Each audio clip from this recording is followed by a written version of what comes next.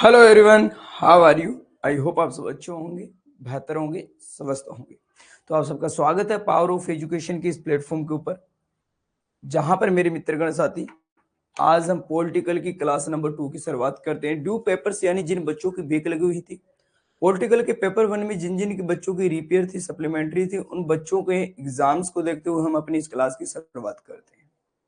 मेरे तमाम साथियों, बातों को हम थोड़ा सा रोक कर अपनी वाणी को विराम देकर अपने काम पर आते हैं, फोकस करते हैं काम के ऊपर। पहला क्वेश्चन आप सबके बीच में है। पहला चैप्टर हो चुका, सेकंड चैप्टर देखिए। कहता है राजनीतिक विज्ञान का अर्थ क्या है, नाम और विभेद या इसके क्षेत्र के बारे में, आधुनिक दृष्टिकोण। यानी लास्ट क्लास में हमने परंपरागत दृष्टिकोण के ऊपर चर्चा की थी। आज की इस क्लास के अंदर हम आधुनिक दृष्टिकोण के ऊपर चर्चा करेंगे। क्वेश्चन कैसे बनेंगे मैं बता देता हूं डायरेक्टली।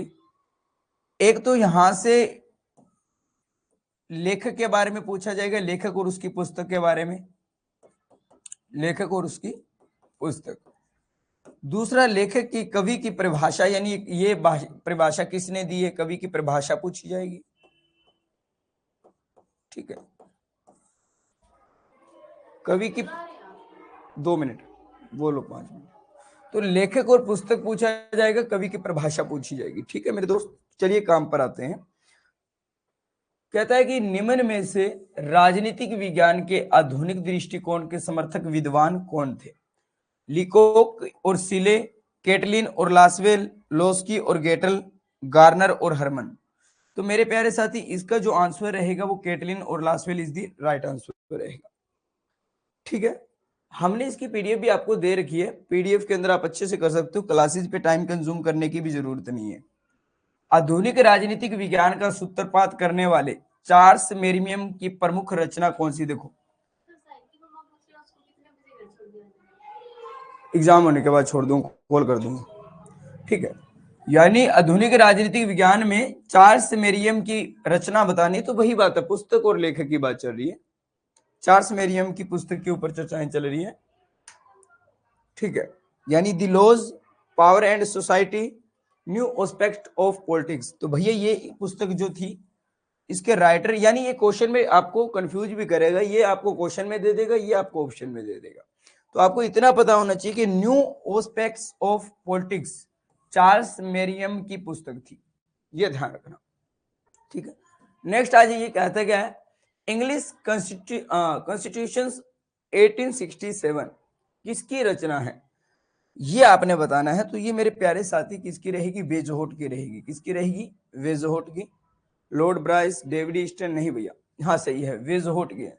हाँ, तीसरी चीज पूछी जाएगी कि आधुनिक कवि कौन कौन थे। आधुनिक के जो कवि थे, यानी जो आधुनिक के पॉलिटिक्स राजनीतिक विज्ञान के जो थे, वो कौन कौन से लेखक थे, तो आपको उनके नाम बताने होंगे। जैसे वेजहोट होगा, Woodrow Wilson, Lord Bryce, David Easton, काफी ऐसे नाम आएंगे, ब्रास हो गया। ठीक है, इस तरीके से।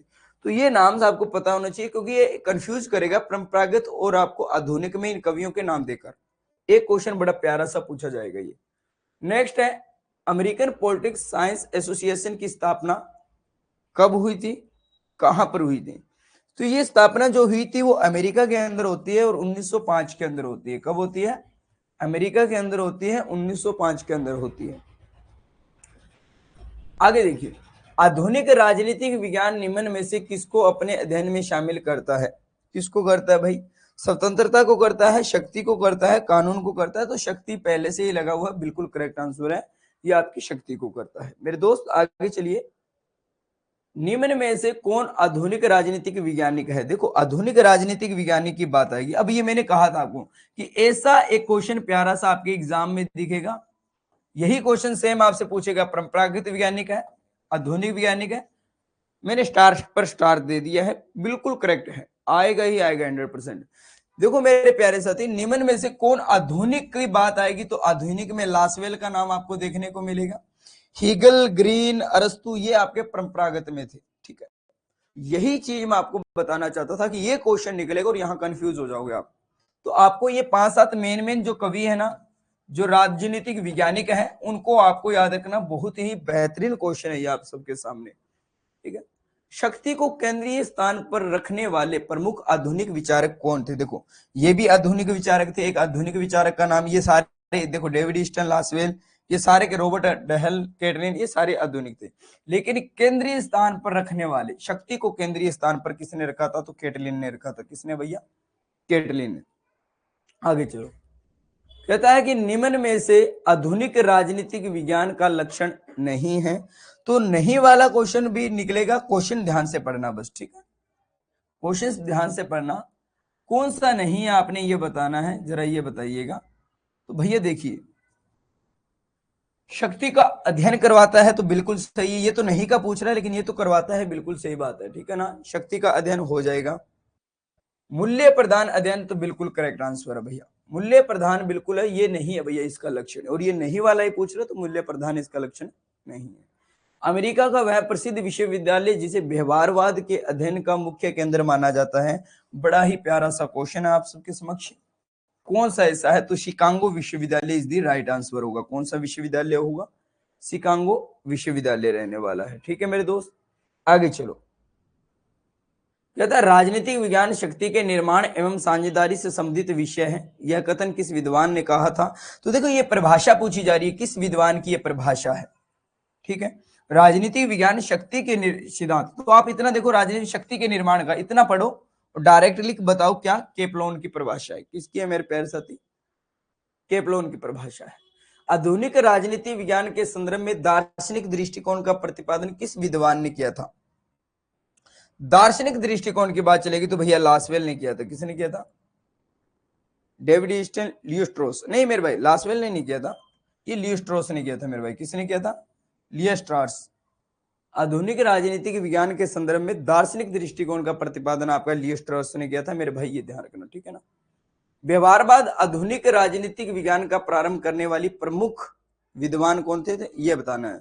तो इसके अंदर आपका कार्ल मार्क्स व लियो स्ट्रॉस नहीं आएगा, नितेशियस सर्वे नहीं आएगा मेरे भाई, लास्वेल भी नहीं आएगा। ये बिल्कुल ओथर, बेंटले एंड चार्ल्स मेरियम बिल्कुल करेक्ट आंसर है। ओथर, बेंटले और चार्ल्स मेरियम, ठीक है भाई। नेक्स्ट, आधुनिक राजनीतिक विज्ञान में प्रासंगिकता का सिद्धांत, ये वेरी वेरी इंपॉर्टेंट क्वेश्चन है, डायरेक्ट एग्जाम में छपने वाला। ये लो भैया डायरेक्ट एग्जाम में, और ये बात डेविड ईस्टन ने आपकी कही थी भैया, ये ध्यान रख लेना। किसने कही थी? डेविड ईस्टन ने, ठीक है। आगे चलिए, कहते हैं निम्न में कौन सा आधुनिक राजनीतिक विज्ञान का लक्षण है? देखो निर्णय प्रक्रिया का अध्ययन भी है, शक्ति का अध्ययन भी है, मानव क्रियाओं का अध्ययन भी है, तो मतलब उपरोक्त सभी लगा देना भैया, D is the right answer हो जाएगा। कौन सा होगा? डी वाला बिल्कुल करेक्ट होगा। चलिए नेक्स्ट क्वेश्चन पे चलते हैं। कहता है कौन से आधुनिक राजनीति शास्त्री राजनीतिक विज्ञान को राजनीतिक व्यवस्था का अध्ययन मानते हैं? कौन से आधुनिक राजनीति शास्त्री ऐसे हैं? क्या लासवेल और कैटलिन थे, डेविड ईस्टन तथा अमांड थे? हाँ बिल्कुल करेक्ट भैया, डेविड ईस्टन और आपके अमांड बिल्कुल सही आंसर है। यही थे जो आधुनिक राजनीति शास्त्री थे जिन्होंने राजनीतिक विज्ञान को राजनीतिक व्यवस्था का अध्ययन माना था। ये कहता है साइकोपैथोलॉजी एंड पॉलिटिक्स कृति के लेखक कौन थे? ये आपने बताना है। तो मेरे भाई इसका लेखक जो था वो Lasswell is the right answer है, ठीक है ना? मैंने कहा लेखक और पुस्तक के नाम बहुत पूछे जाएंगे, ये ध्यान रखना, कम से कम 5 क्वेश्चन आपके एग्जाम में दिखेंगे। कौन विद्वान राजनीतिक विज्ञान को मूलतः एक नीति विज्ञान मानता था? भैया ये भी आपका लासवेल ही था, तो लासवेल से रिलेटेड काफी क्वेश्चंस पूछे जा रहे हैं। नेक्स्ट आ जाइए भैया, कहता क्या है राजनीतिक को शक्ति से अपृथीकरणीय किसने कहा था? तो ये बात जो कही थी भैया बेकर ने कही थी। किसने कही थी? राजनीति को अपृथीकरणीय की बात बेकार है वही करेगा, यानी बेकार है भैया, वैसे बेकार नहीं है, ये ट्रिक अपनी, ठीक है, तो तुम बेकार ही कह दो इसको। हाँ नेक्स्ट आ जाओ, सेबाइन के इतिहासवाद तथा केटलिन के समाजशास्त्रीय दृष्टिकोण को अस्वीकार करते हुए किसने दार्शनिक दृष्टिकोण का प्रतिपादन किया था? तो भैया इसका आपका किसने किया था? तो रियलिटी में इसका जो किया था वो जॉर्ज एच सेबाइन ने नहीं किया था मेरे भाई, नॉर्मन जैक्सन नहीं भैया, लियो स्ट्रॉस ने किया था। किसने किया था? लियो स्ट्रॉस ने किया था, ठीक है। नेक्स्ट आ जाइए, राजनीतिक विज्ञान के संबंध में समन्वयात्मक दृष्टिकोण का प्रतिपादन किसने किया था? तो भैया ये बिल्कुल कार्ल जे फेडरिक ने किया था। देखो टफेस्ट क्वेश्चन है, आप सोचते हो एमसीक्यू से इतनी जल्दी सीधा सीधा याद हो जाएगा, तो इतना आसान भी नहीं है मेरे भाई, बिल्कुल आसान नहीं है। पास करने के लिए मेहनत करनी पड़ेगी, आपको पढ़ना पड़ेगा, ये बात मेरी कान खोल के सुन लो। राजनीति विज्ञान शक्ति का विज्ञान है, यह कथन किसने किया था भैया? ये बात कैटलिन ने कही थी कि राजनीतिक विज्ञान जो है वो शक्ति का विज्ञान है। यह बात किसने कही थी? तो हमारे कैटलिन ने कही थी भैया। आखिरी क्वेश्चन हमारी आज की इस क्लास का, निम्न में से आधुनिक राजनीतिक विज्ञान की विशेषता है। तो वैज्ञानिकता की कसौटी पर जांच, अनुभवात्मक तथा व्यवहारवाद का बोलबाला, शोध एवं सिद्धांत में घनिष्ठ संबंध। तो उपरोक्त सभी इज दी राइट आंसर, बिल्कुल करेक्ट है। तो चलिए मेरे दोस्त, बिल्कुल करेक्ट है, घबराइए मत बिल्कुल भी। आप बच्चों के कॉल्स आते हैं, सर हमारी क्लास क्लास क्लास, भैया ड्यू पेपर्स की आपसे ज्यादा टेंशन मुझे भी है। क्लासेस देने का सिलसिला मेरा है मेरे भाई। आपकी 1 तारीख को एग्जाम, उससे पहले पहले क्लास खत्म कर दूं, ये मेरा आपसे प्रॉमिस है। पूरा सिलेबस हो जाएगा, 11 चैप्टर अपने आप पर आ जाऊं तो मेरे भाई 5 घंटे में मैराथन में कंप्लीट भी करवा सकता हूँ। धीरे धीरे थोड़ा सा वर्डन है मेरे पे इधर उधर के काम का, तो थोड़ा वक्त लग रहा है, माफी चाह रहा हूँ, लेकिन आपका सिलेबस कंप्लीट हो जाएगा, इतना ट्रस्ट रखिए। एक भाई ने बार बार मेरे को इतने कॉल्स किए कि मजबूरी में मुझे उसका नंबर ब्लॉक करना पड़ा। दुख है मेरे को इस बात का कि मैंने नंबर ब्लॉक किया, लेकिन मजबूरी कर दी थी उस बंदे ने। मैंने उसको कहा भी क्लास आ जाएगी, अगर नहीं आ रही तो इसमें मेरी मजबूरी है, तो आप मेरी मजबूरी भी तो समझिए ना। मैं मानता हूं मैं आपके टाइम पे क्लास नहीं दे रहा, आपकी मजबूरी मेरे को दिख रही है, मेरे को आपसे ज्यादा वर्डन है इस बात का, लेकिन समझा करो यार मेरी प्रॉब्लम्स को भी। अगर नहीं आ रही तो इसमें मेरी मजबूरी रही होगी, अदरवाइज मैं भी शांति से बैठने वाला नहीं हूँ। तो अभी हंसते रहो, मुस्कुराते रहो मेरे भाई। अगर वो क्लास देख रहा है तो मैं आपका नंबर अनब्लॉक कर दूंगा, कोई दिक्कत नहीं है, मेरे को अच्छे से याद है। लेकिन आपके बार बार इतनी कॉलिंग्स थी कि मैं ना ही तो आपका कॉल उठा पा रहा था और मैं थोड़ा इरिटेट होने लग गया था, तो माफ करना यार, ठीक है दोस्त। लव यू मेरे भाई, ओके बाय बाय।